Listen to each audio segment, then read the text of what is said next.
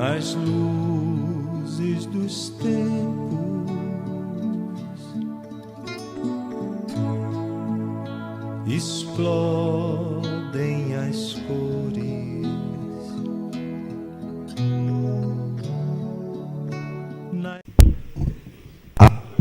Boa noite a todos.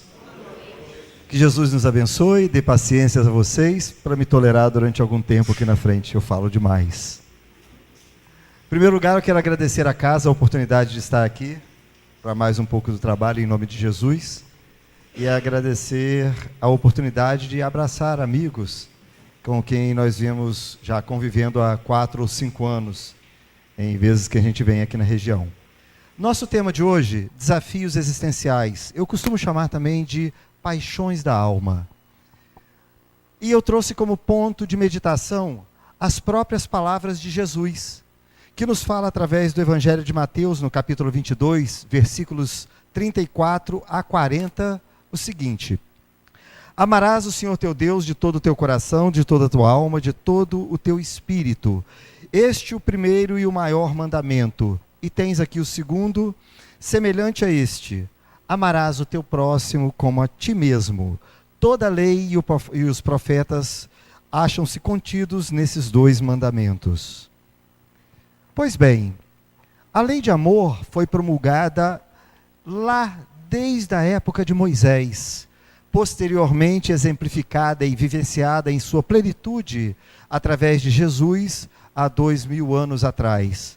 Mas durante os séculos, a igreja que representava o cristianismo tinha dificuldade em estabelecer uma forma de responsabilizar os fiéis pelas suas próprias faltas. Então, aproximadamente no século 17, foi pedido a Tomás de Aquino que pudesse enumerar quais eram as principais faltas cometidas pelos cristãos. Então, ele enumeraria aqueles que ficam conhecidos como os 7 pecados capitais. E eles são o seguinte: primeiro deles, soberba, também conhecido como vaidade, como orgulho, que é a inversão natural de uma das virtudes que o Evangelho nos pede, que é a humildade. O segundo, a inveja, que traz como seu opositor a caridade, que é a exemplificação do amor de Jesus. O terceiro pecado seria a ira, que é exatamente o oposto da paciência, que também é uma virtude. O quarto, a preguiça, que está em oposição à diligência, que é a disposição que nós temos para fazer alguma coisa. O quinto, a avareza, que vem em contraposição à generosidade. O sexto, a gula, que é o oposto da temperança. E por último, a luxúria, que vem em oposição à castidade. Pois bem, quando nós avaliamos esses pecados, trazendo então o entendimento de cada um deles qual é, por exemplo, o orgulho é nós termos a necessidade de nos posicionarmos, nos projetarmos acima do próximo. Somos mais do que o próximo. A inveja é eu desejar ter algo que o próximo tem. Eu quero para mim, não para ele. A ira, não aceitar o comportamento ou o pensamento do próximo que seja diferente do nosso. Nós queremos que ele pense ou haja da forma que nós queremos. Fora isso, nós nos irritamos. A preguiça é querer que o próximo trabalhe ao invés de nós. Ele executar tarefas que eu não estou disposto a fazer, então nós deixamos para depois, para ver se alguém pega para fazer. A avareza é eu querer que tudo venha para mim, que eu tenha propriedade, eu tenha posses, e não o próximo.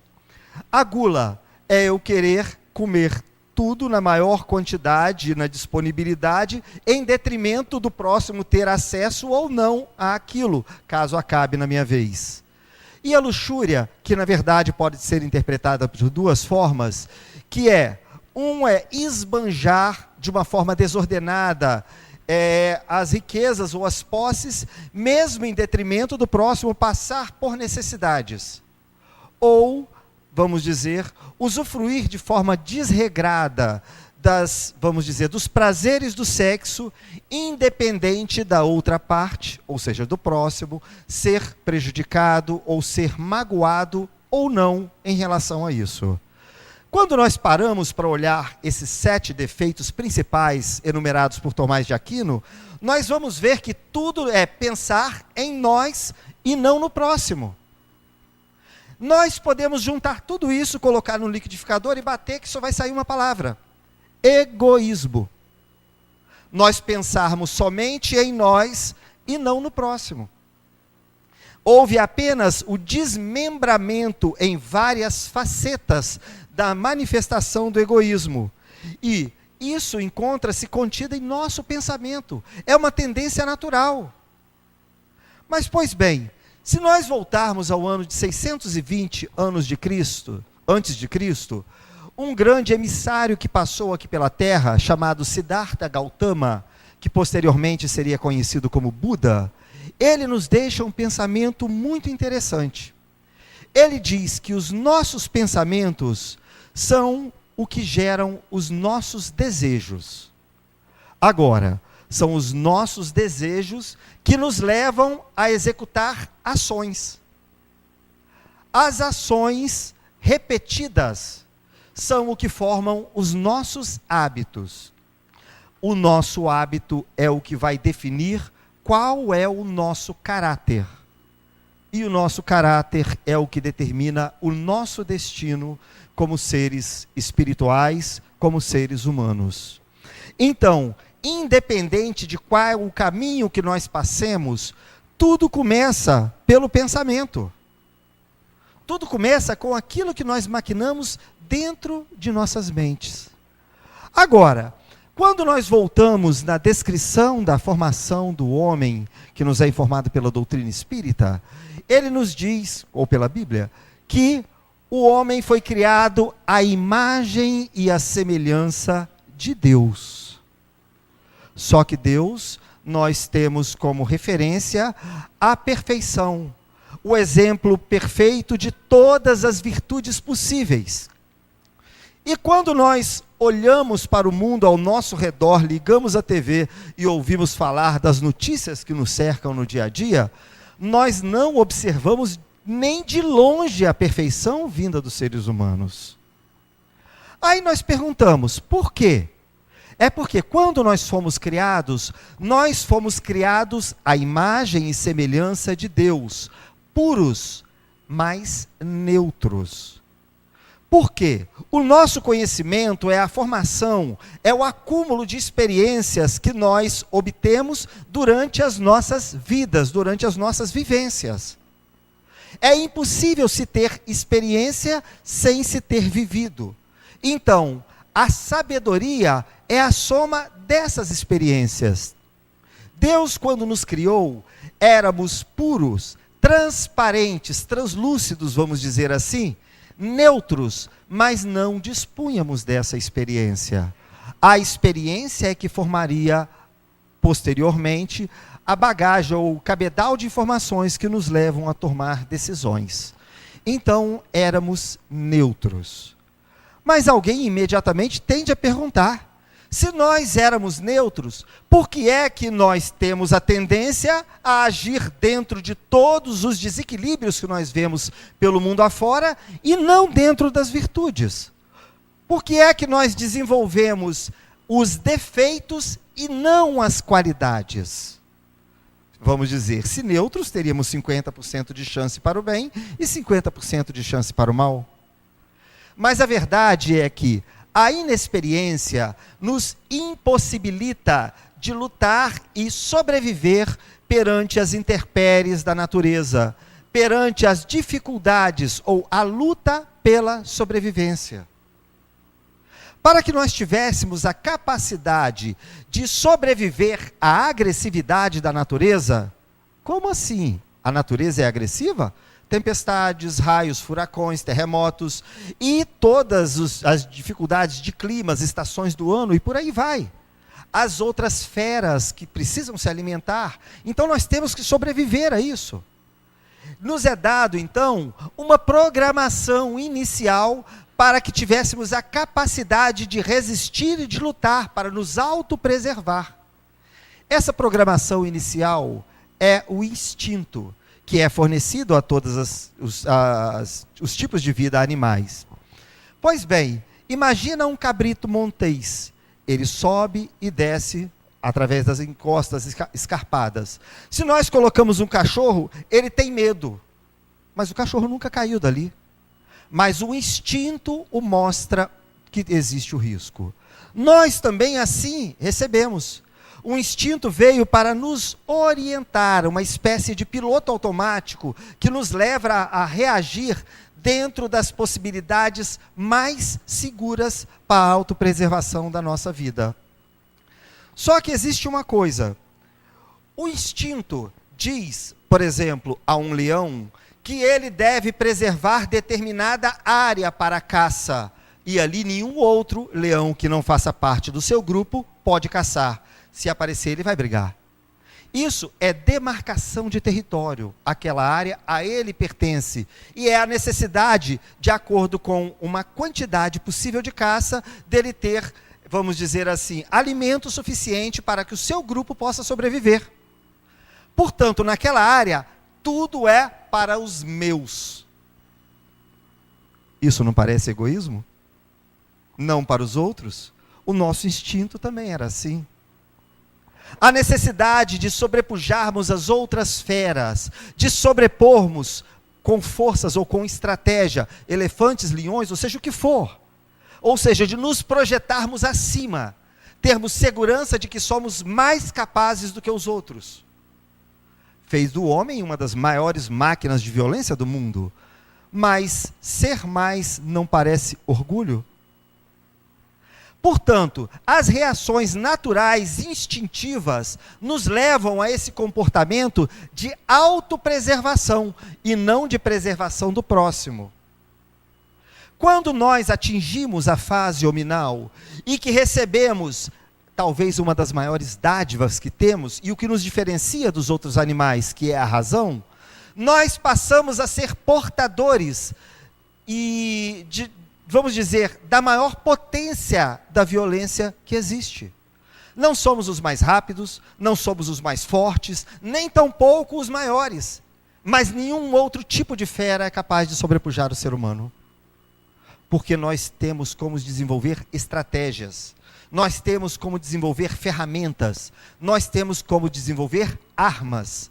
E isso potencializa o nosso poder. Então o ser humano, dotado da razão, potencializando o seu instinto, torna-se a fera mais temerosa da face da terra. Ele extingue inúmeras, milhares de outros tipos de raças de animais, de outras espécies de animais, simplesmente porque ele tem esse poder. E ele não demoraria muito a descobrir que ele também, ao invés de construir uma cidade, ele pode tomar uma cidade pronta. Ao invés de conquistar uma mulher, ele pode roubar a mulher do outro. E lá vem a lei do mais forte, é ser humano contra ser humano.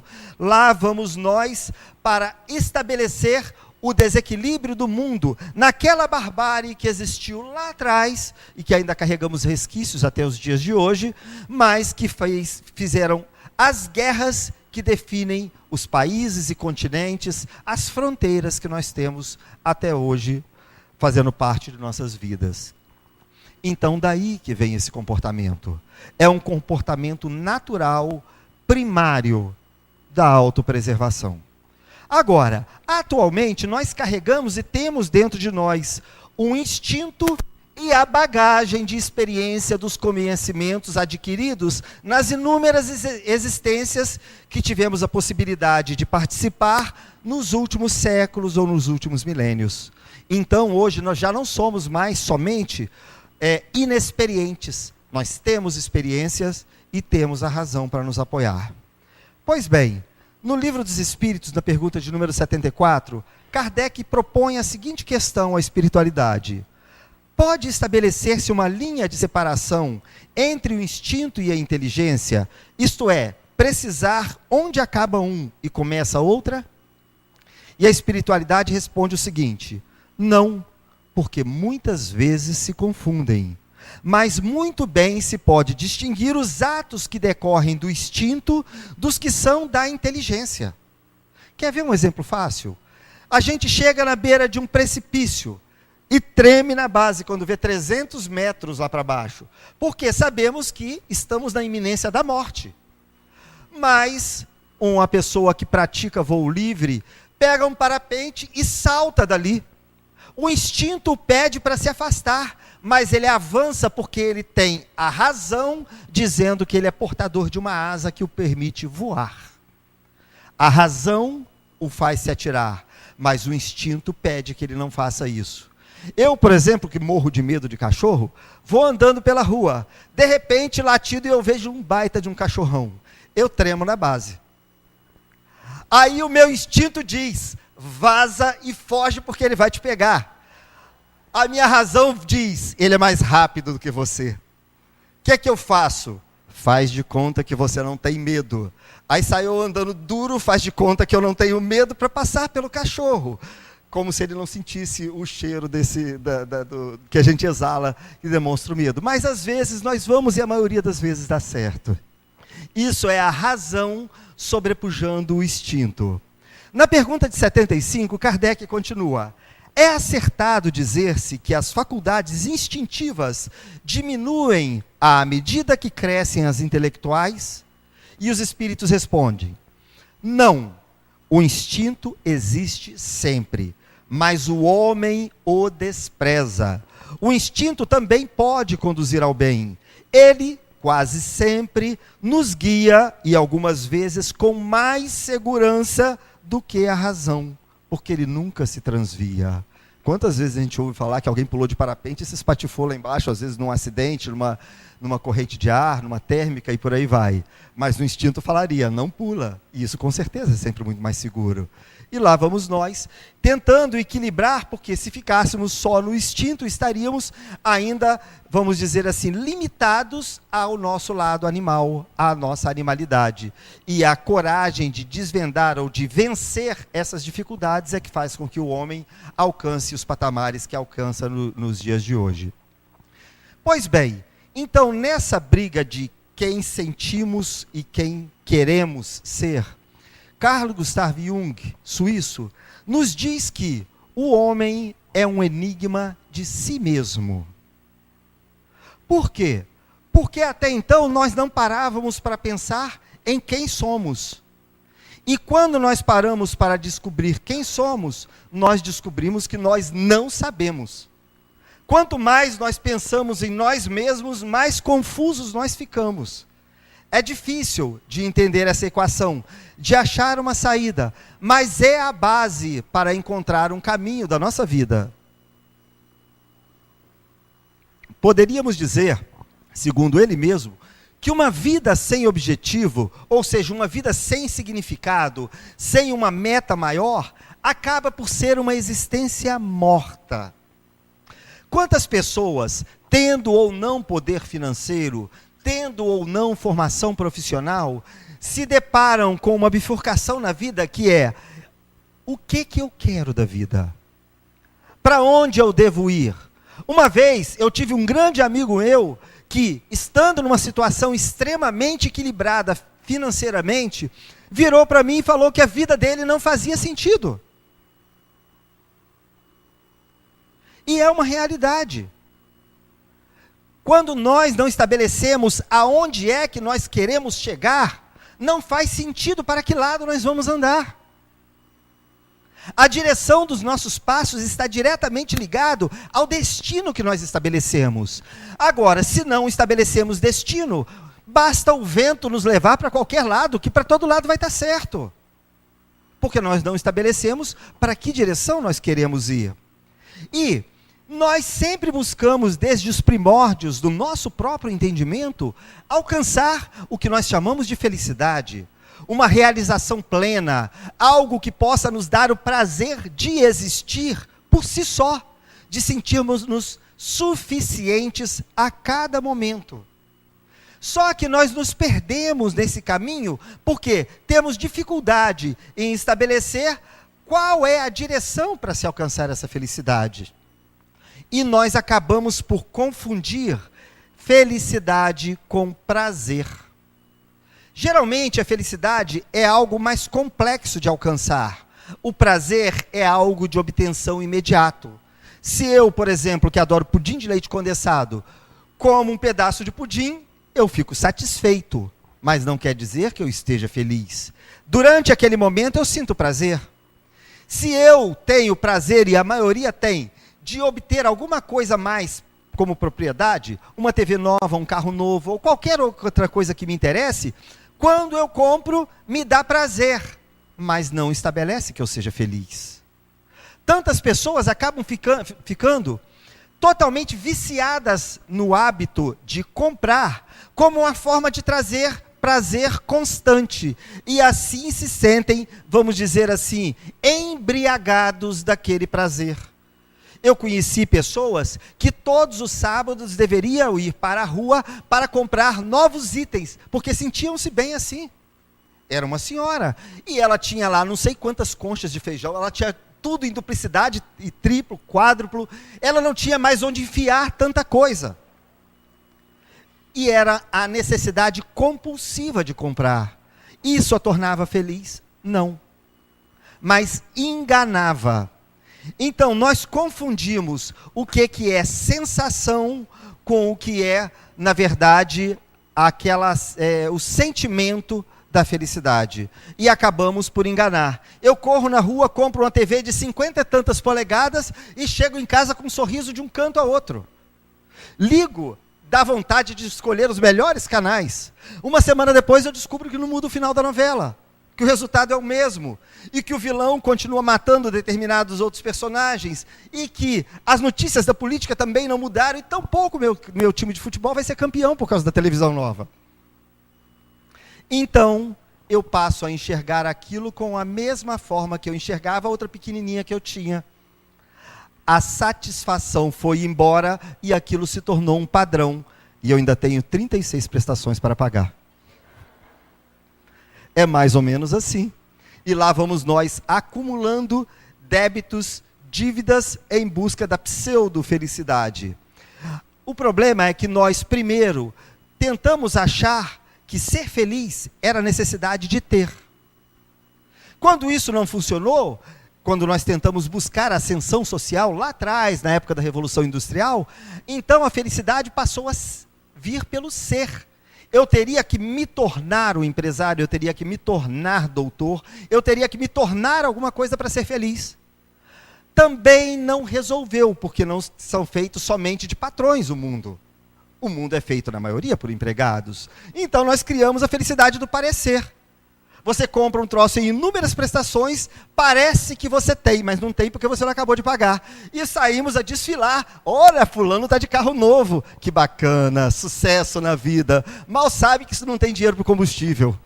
E é mais ou menos assim que a vida vai tocando. E lá vamos nós. Quando isso cai por terra, que nós chegamos à conclusão que compramos, e isso não resolveu nada, vem o buraco daquele amigo que tinha a possibilidade de tudo, tinha uma mansão, e falou que a vida não tinha objetivo. Que se ele morresse naquele instante, daria no mesmo, porque não fazia sentido para ele viver.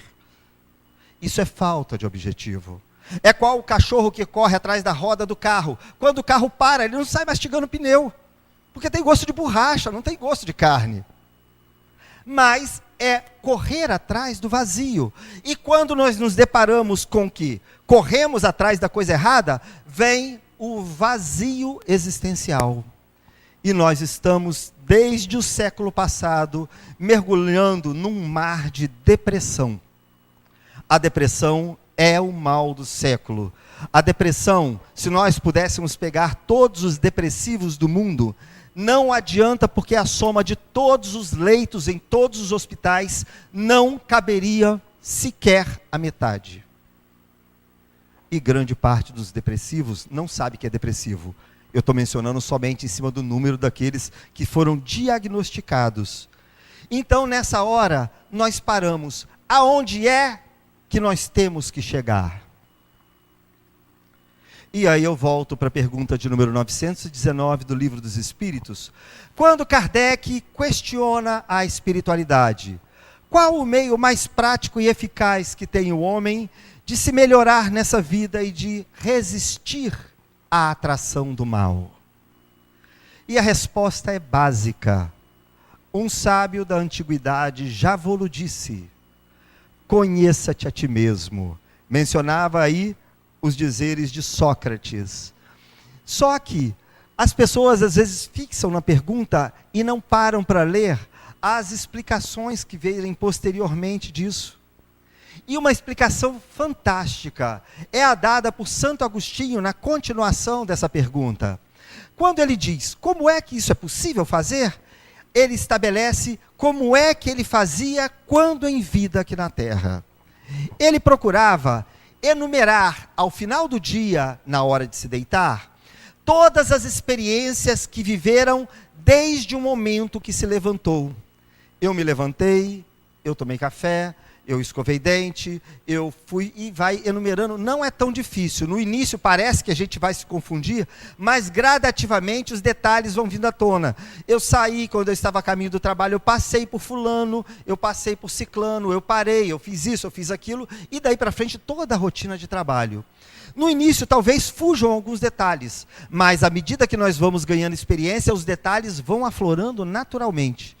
E então ele parava e se perguntava: quando eu parei, passei por fulano e cumprimentei, eu fiz da forma adequada ou poderia ter sido feito melhor? Eu poderia ter sorrido. Então poderia fazer melhor. Na próxima eu tenho que fazer isso. E vai enumerando. Tal hora eu tive determinada dificuldade com um colega de trabalho e nós debatemos porque não tínhamos um ponto em comum. Qual está com a razão? E Santo Agostinho ainda coloca até a resposta para isso. Porque nós, quando encontramos um impasse, que nós discutimos com alguém, é porque nós acreditamos que estejamos certo. E o outro também acredita que esteja certo. Senão não teria impasse. Bastaria um concordar com o outro que está certo. Se temos uma dúvida, como deveríamos decidir se optamos pelo melhor caminho? Ele diz: inverta os papéis. Coloque-se no lugar dele e ele no lugar do seu e imagine qual seria a sua decisão. E quando nós fazemos isso, é impossível não chegarmos à conclusão de qual seria a decisão mais adequada. Agora, não é só perguntar o que é certo e o que é errado, porque isso aí é relativamente fácil. Agora, o principal é, à medida que nós vamos enumerando as nossas faltas, aquilo que nós erramos, nós começarmos a estabelecer um padrão, estabelecer um perfil. Todas as vezes que eu estouro com alguém, qual era a circunstância? Ah, era porque ele conseguiu mostrar que eu estava errado. Então o meu orgulho fala mais alto, eu não aceito errar. Não, é quando acontece tal outra coisa. Ou eu só discordo das pessoas que têm uma condição financeira melhor que eu. Pode ser a inveja. Ou porque uma pessoa que tem uma formação melhor do que eu, também pode ser a inveja. O importante é que nós consigamos traçar um perfil. Observe, eu descubro que eu brigo sempre numa mesma época com as pessoas, e qualquer pessoa que apareça, não é a pessoa que é o problema, mas digamos que seja todo final de mês. Será que não é quando meu salário acabou? Quando dói o bolso, todo o resto do organismo dói junto. Então nós nos tornamos, parte das vezes, seres intragáveis. Nós nos tornamos a antipatia em pessoa. Agora, uma vez diagnosticado, eu vou conhecendo quem sou eu. Se eu descubro que a tendência de eu cair é quando eu utilizo de bebida alcoólica, eu posso traçar o perfil que ela não está me fazendo bem. Então, o que eu faço para que aquilo não ocorra? Talvez seja como uma pessoa muito próxima de mim que decidiu parar de tocar violão. Alguém fala assim: o que tem isso a ver? Bom, a verdade é que, como ele tocava violão e adorava cantar, O lugar que ele fazia isso, ele parava nos barzinhos com os amigos. Quando ele parava nos barzinhos, vinha a cervejinha. Não estou contra a cervejinha de ninguém, pelo amor de Deus, não estou julgando ninguém aqui. Mas no caso dele, que acontecia diariamente, começou a tornar-se prejudicial para a vida dele. Ele começou a se tornar uma pessoa pior, porque ele agia de forma desequilibrada depois daquilo. Ele diagnosticou e parou de tocar violão. Como assim? Então ele vai abrir mão de um dom, de uma qualidade que ele tem, temporariamente. Hoje ele toca violão, que é uma beleza, só não para mais nos barzinhos. Ele aprendeu a se controlar e toma a sua cervejinha na hora que é apropriado. Mas parou com o vício de tomar diariamente. Isso foi o quê? Uma vez definido aonde estava a causa dos seus principais erros, ele traçou um roteiro que permitia com que ele se desviasse para não passar na beira do abismo daquela queda. Então, ele conseguiu controlar, domar um vício. E assim pode acontecer através de outros vícios. O vício que às vezes nós carregamos para o lado da sexualidade, o vício que nós temos para o lado da maledicência e inúmeros outros, da inveja e por aí vai. Às vezes um vício de subtrair ou pegar emprestado indevidamente alguma coisa que é de outra pessoa. E lá vamos nós. Em que circunstâncias isso acontece? Melhor eu desviar e não passar perto. Pois bem, essa é a receita que nos deu Santo Agostinho. Aí alguém vai perguntar, mas será que isso funciona? Bom, para essa pessoa que tocava violão deu certo. E eu posso dizer que funciona porque ele, a princípio, não era nenhum exemplo de boa conduta, mas depois foi canonizado e virou santo. Significa que a receita deu certo. Ele se tornou um exemplo de conduta. Basta que cada um de nós tenha coragem de fazer essa modificação. Lembre-se que lá atrás eu falei do Buda a respeito do pensamento. Tudo começa pelo pensamento. Identificar os nossos desejos e ver quando isso se aproxima daquelas quedas que foram diagnosticadas na avaliação diária da nossa conduta. Dessa forma, nós estamos fazendo o quê? Nos autoconhecendo. Saber quem eu sou na realidade. Quais são as faltas mais prováveis para que eu cometa, cometo e que não deveria cometer, vamos dizer assim. Quais são as minhas maiores probabilidades de queda? Mais importante do que ser perfeito é conhecer os seus defeitos. Se você consegue conhecer, você tem a possibilidade de controlar. O pior cego é aquele que não quer ver. A partir do momento que nós não buscamos esse autoconhecimento, nós nos tornamos escravos dos nossos vícios, porque simplesmente deixamos que eles nos levem no dia a dia para conduzir para rumos que às vezes nós não sabemos nem qual é. É comum às vezes as pessoas se aproximarem de uma falta, às vezes dá um escorregãozinho ali, é uma coisinha pequena. Como ninguém percebe, escorrega mais um pouquinho, vai um pouco mais além. E assim vai avançando até o momento que está cometendo um crime que não sabe. Na minha região aconteceu de um médico começar a se envolver com um paciente. E no final das contas, depois de meses de terapia, ele estava violentando o paciente. Ele foi preso. Mas quer dizer que ele fez isso intencionalmente desde o princípio? Não, é a permissão que nós vamos dando de cada vez dar um passinho além. É um pouquinho mais, ninguém viu. É um pouquinho mais, ninguém viu. De pouquinho em pouquinho mais, daqui a pouco eu estou lá embaixo. E isso acontece. Isso acontece na vida de muita gente e às vezes nós não tomamos conhecimento. Às vezes acontece na nossa vida e nós não temos coragem de falar. É aquele momento que a pessoa desvia alguns centavos do caixa. Depois descobre que pode desviar R$1 ou R$2 porque ninguém está vigiando. Depois descobre que 10 ou 20 reais também ninguém está percebendo. E quando descobre, ela está desviando milhares de reais. Aí o crime já se tornou muito mais grave. Ter o conhecimento das faltas é o ponto básico para que nós possamos encontrar a forma de evitar, a forma de contorná-las. Mas isso não é fácil. Na época da Segunda Guerra Mundial, um homem se destacou pela tarefa que ele abraçou. Seu nome, Oskar Schindler. A maioria já deve ter ouvido falar dele, mas, na verdade, qual foi a sua atitude? Para quem não conhece, o que foi? Ele, desde o princípio, antes do início da guerra, ele filiou-se ao Partido Comunista.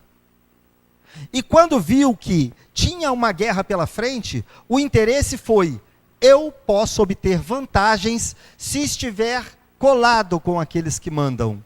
E assim conseguiu. Lá por volta do ano mais ou menos de 1940 e poucos, logo que a guerra estourou, um pouco antes, ele montou na Cracóvia uma fábrica que produzia itens esmaltados, pratos metálicos, talheres e coisas similares. Por quê? Porque os soldados não podem levar pratos de louça ou de vidro para a guerra. Só aqueles eram resistentes. E ele consegue ser o fornecedor exclusivo do Terceiro Reich. Então ele começa a produzir. E não bastasse isso, como ele era assim com os homens, ele consegue que os prisioneiros do campo de concentração da Cracóvia trabalhassem gratuitamente como escravos, em troca apenas da alimentação, nas suas fábricas. Então a fábrica se torna altamente lucrativa.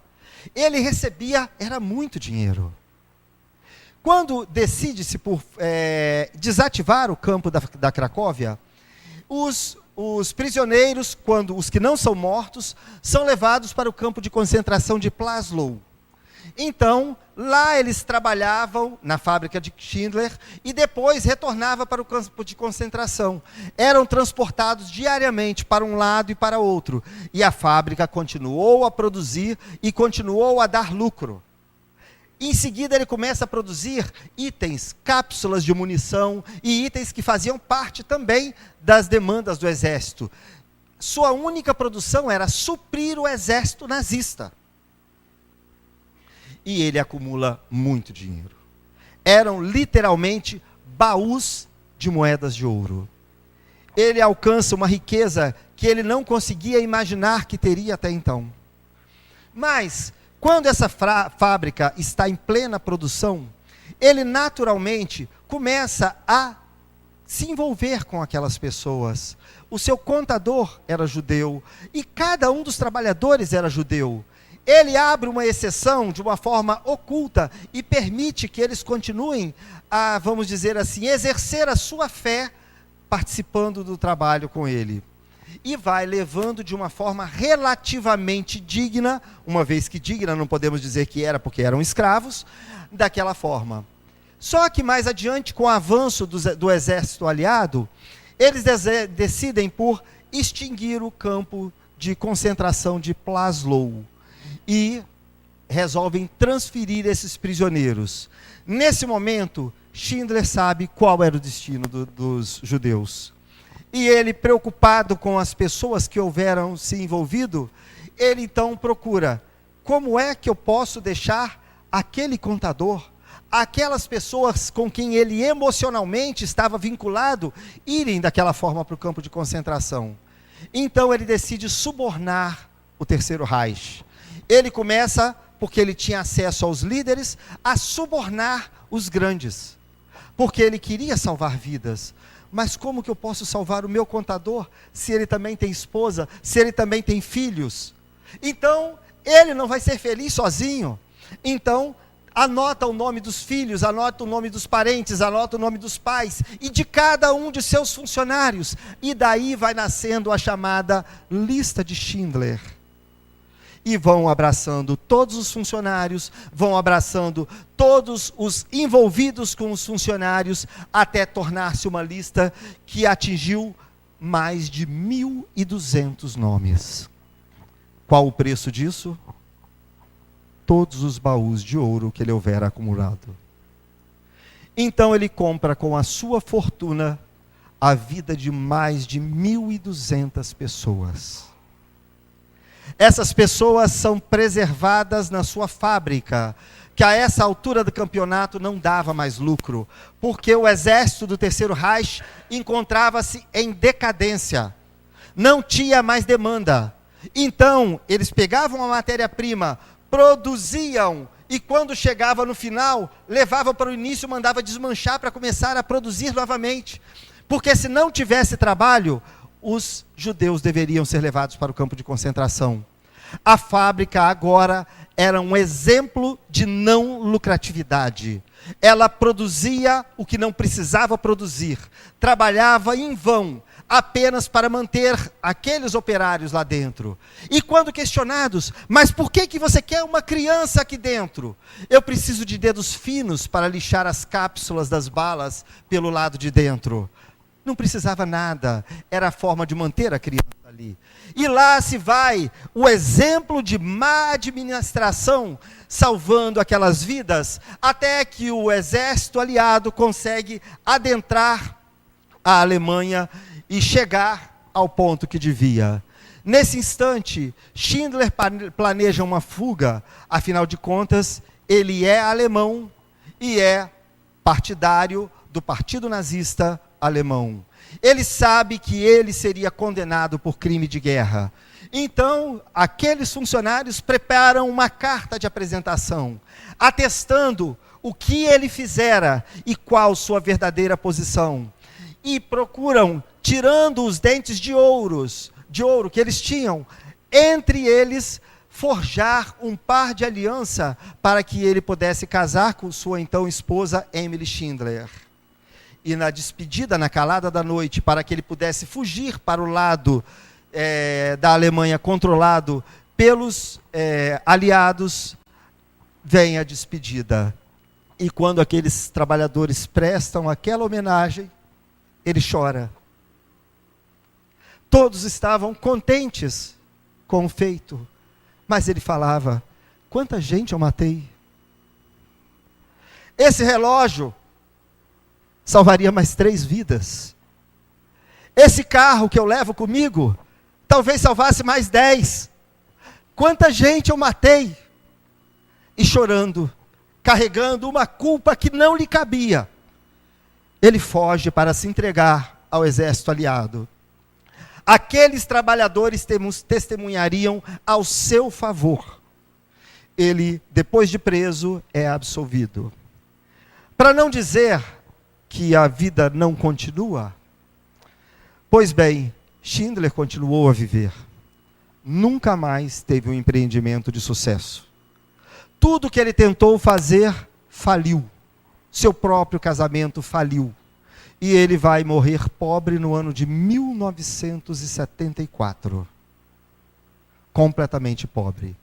Ele que era cristão, não praticante, é levado em homenagem a ser enterrado no cemitério cristão de Jerusalém. Uma árvore é plantada com seu nome na Avenida dos Justos, e ele recebe as homenagens de um verdadeiro herói que foi. O que foi ele? Foi a pessoa que conseguiu sobrepujar o próprio orgulho, sobrepujar o próprio egoísmo, e deixar para trás todo o apego pela motivação que o levou até ali, para trocar pela necessidade do próximo. Ele deixou de pensar em si, para pensar no outro. E isso fez dele o exemplo que nós temos até os dias de hoje. Aí nós podemos parar, mas não é tão simples. Não é tão fácil. Realmente, nós precisamos da vida material. Nós precisamos de salário, nós precisamos de trabalho, nós precisamos de hierarquia para que as coisas funcionem, nós precisamos do poder que precisa ser concentrado na mão de poucos para que possa se investir em determinadas áreas que a pequenos não são alcançáveis. Eu não tenho condições de desenvolver um remédio que possa curar determinado mal, mas uma grande empresa cujo capital foi concentrado na mão de poucos, tem o poder, ainda que com fins lucrativos, de desvendar os mistérios daquela doença e investir na produção daquele remédio que vai ser vendido. Ainda que tenha sido com fins lucrativos, ajudou e coopera para que o sofrimento possa ser amenizado na terra. Então, pelos dias de hoje, é necessário existir a desconcentração, ou a concentração de renda, ou desequilíbrio na distribuição de renda. Ainda não temos a capacidade de lidar com a igualdade de uma forma equilibrada. E dessa forma o mundo vai andando. Agora, como é que nós vamos lidar com a parte do trabalho que cabe a nós? Eu posso trabalhar, ganhar um salário mínimo, posso ganhar um salário de 5 mil, um salário de 10 mil, de 40 mil, não importa. Vai ser de acordo com as minhas aptidões, de acordo com as minhas possibilidades e minha capacidade profissional. O importante não é isso. Buscar pelo progresso, buscar pelo conforto, é o que motiva o mundo a andar, é o que motiva o progresso da humanidade. Mas a pergunta é, o que eu faço do quinhão que a mim pertence? Eu simplesmente esbanjo na luxúria para atender de uma forma desequilibrada apenas aos meus desejos? Ou eu me preocupo com o próximo? Eu negocio no mercado de uma forma a beneficiar a mim e aqueles meus clientes, ou eu procuro obter o máximo lucro em detrimento do que eu vou entregar ao meu cliente? Isso é avareza. Eu compreendo as pessoas que pensam diferente de mim, concordo ou pelo menos tolero que ela haja de uma forma diferente da que eu quero agir. Se eu não for capaz de fazer isso, eu estarei fazendo existir a ira dentro de mim. E de uma forma ou de outra, nós vamos ver todas as facetas do egoísmo se manifestarem na nossa conduta. Se voltarmos então ao princípio do dia e reavaliarmos o nosso dia, nós teremos condições de definir aonde erramos. Importante não é o quanto ganhamos, importante é como ganhamos. Importante não é exatamente qual o objetivo material que atingimos, mas de que forma nós fazemos para atingir e o quanto nós nos preocupamos ou não com o próximo. Quase sempre os nossos vazios se deparam e param nas dificuldades que nós enfrentamos para alcançar os nossos sonhos. Isso porque nós estabelecemos sonhos materiais. Isso porque nós estabelecemos que dependemos do carro, da TV, do apartamento ou do sítio para sermos uma pessoa completa. E quando nós atingirmos, nós vamos descobrir que aquilo não mudou em nada a nossa vida. Deu um pouco mais de prazer. Nós apenas buscamos a coisa errada. Qual o cachorro que corre atrás da roda do carro? Se nós queremos estabelecer metas seguras, talvez nós devêssemos buscar não as diretrizes que o mundo nos oferece no dia a dia, mas as diretrizes que já nos foram dadas há 2000 anos atrás, que são diretrizes não para a satisfação momentânea, mas para a obtenção da verdadeira felicidade. Essas diretrizes são as que, apesar de não trazer um prazer instantâneo, podem nos levar ao prazer duradouro. Pode nos levar a uma condição que nós não conseguimos alcançar com qualquer tipo de bem que possamos obter. E nessa hora nós temos que recordar as palavras do próprio Cristo, quando nos disse: observai os pássaros nos céus, eles não semeiam, não ceifam, nada guardam e celeiram, mas vosso Pai Celestial os alimenta. Não sois muito mais do que eles? E qual de vós pode, com todos os teus esforços, aumentar sequer um côvado de vossa estatura? Por que também vos inquieteis pelo que vestir? Observai os lírios no campo, eles não tecem, não fiam, e eu vos declaro que nem Salomão em toda a sua glória jamais se vestiu como um deles.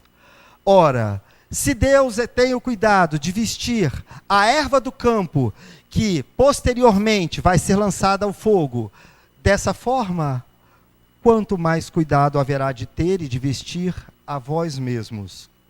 Não vos inquieteis então, dizendo: o que comeremos, o que vestiremos ou o que beberemos, como fazem os pagãos ou as pessoas de má vida. Porque vosso Pai Celestial conhece as vossas necessidades muito antes de pedirdes. Nós, quando observamos o livro Lindos Casos de Chico Xavier, vamos ver que ele se dedicou na integralidade à prática do amor do Cristo em sua vida. E que em diversos momentos ele passou por dificuldades que pareciam não ter solução. Uma vez ele não tinha dinheiro para pagar a conta de energia. Desolado, que tinha suas contas em dia, ainda em Pedro Leopoldo, ele senta na escada, sem saber o que fazer. E nesse instante passa um moço e diz: aqui é a casa de fulano de tal. Mencionava a casa então de seu pai. Ele sempre fazia bainhas de faca para mim, e eu fiquei devendo um valor a ele, e desembolsa exatamente o valor da conta de energia. Quando nós colocamos como nossa meta fazer o bem ao próximo e estabelecer que nossa conduta reta é primordial em nossa vida, as coisas acontecem de uma forma que nós não conseguimos explicar dentro da visão materialista, mas que fazem com que a veste dos lírios, ou o alimento dos pássaros, chegue até nós para nos suprir diante das nossas necessidades. Chegue diante de nós para nos oferecer aquilo que nós precisamos. Os caminhos se abrem, nós somos inspirados a tomar decisões corretas, mas de uma forma ou de outra, não caminhamos para o abismo. Na pergunta de número 893, Kardec colocaria para a espiritualidade: qual a mais meritória de todas as virtudes? E os espíritos respondem: toda virtude tem seu mérito próprio, porque todas indicam o progresso na senda do bem. Há virtudes sempre que há resistência voluntária ao arrastamento aos maus pendores. A sublimidade da virtude, porém, está no sacrifício do interesse pessoal pelo bem do próximo, sem pensamento oculto. A mais meritória é que se assenta na mais desinteressada caridade. Não a caridade de quem me pede e eu enfio a mão no bolso para tatear e descobrir qual a menor moeda possível para dar, mas aquela que vem de coração, aquela que nós fazemos por boa vontade, não aquela que nos é cobrada para dar uma satisfação à sociedade, mas aquela que vem voluntariamente, que vem de dentro para fora, que parte do nosso coração, por acharmos que aquela outra pessoa necessita de algo que eu possa suprir. Nem sempre vai ser dinheiro, às vezes vai ser ajuda para entender os exercícios de matemática, às vezes vai ser ajuda para compreender uma tarefa que deve ser executada no trabalho, às vezes vai ser um ombro para chorar, ou um ouvido simplesmente para ouvir as dores pelo qual ela passa, o quanto nós gostamos de falar e o quão pouco nós gostamos de ouvir. A verdadeira caridade é aquela que nós fazemos não pensando no quanto está sendo um estorvo para mim, mas no quanto nós podemos servir. E aí nós somos obrigados a voltar ao nosso ponto de meditação lá atrás, quando perguntaram: mestre, qual o mandamento maior da lei? E ele responde: amarás o Senhor teu Deus de todo o teu coração, de toda a tua alma, de todo o teu espírito. Este é o maior e primeiro mandamento. E aqui tendes o segundo, que é similar a este: amarás ao teu próximo como a ti mesmo. Aí se encontra contido toda a lei e os profetas. Que Jesus nos abençoe e que nós abracemos essa causa. Muito obrigado.